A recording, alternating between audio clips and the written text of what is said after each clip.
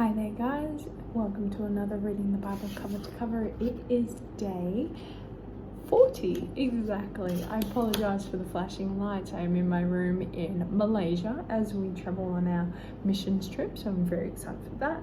Today we're reading through Leviticus 26:14 to Numbers 1:41. Final day in Leviticus. Oh, there we go. Alright, we're back again. Okay, my first point was in 26:14.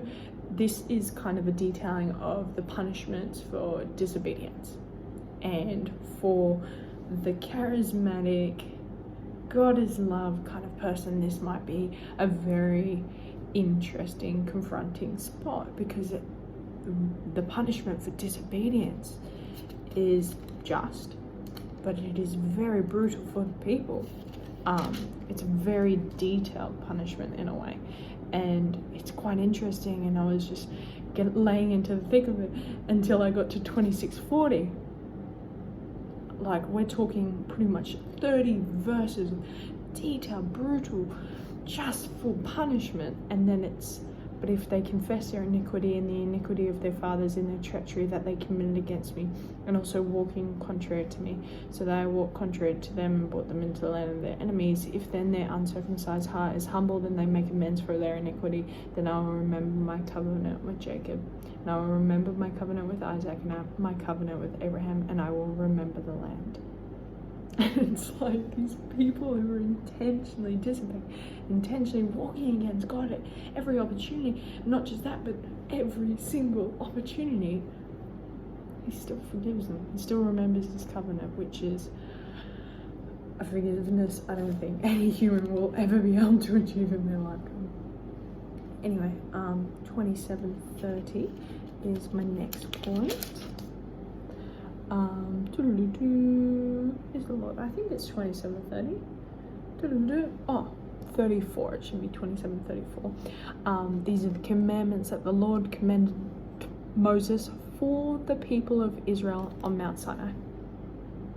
So Genesis, Exodus, Leviticus, well, predominantly Leviticus is for the people of Israel.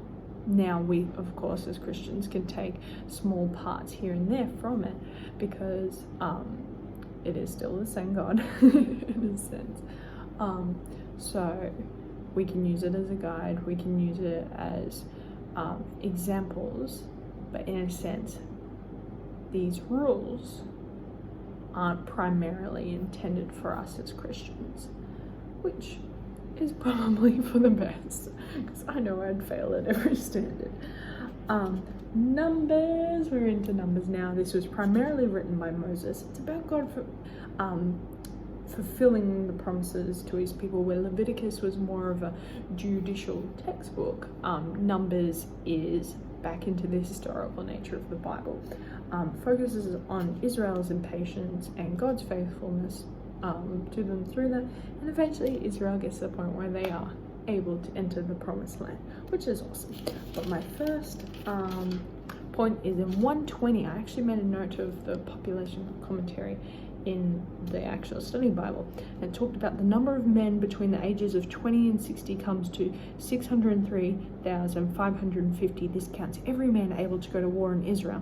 When women, children, and men under 20 and over 60 are included, the total population would probably have been about 2 million, a remarkable fulfillment of God's promises. In such a short time, God has fulfilled his promises to Abraham, to Israel, and yeah, it's an epic moment. 127 was pretty cool, because those listed of the tribes of Judah were 74,600, and this is the largest tribe in a sense, and it means Judah goes forth in the battle, I believe. But of course, Judah, I'm saying that, yeah, it's Judah, sorry, I got mixed up for a second. Judah is also, of course, the tribe that Jesus and David came from, so that's a bit of cool foreshadowing. But yes, that's all for today. Thanks for tuning in. Have a good one.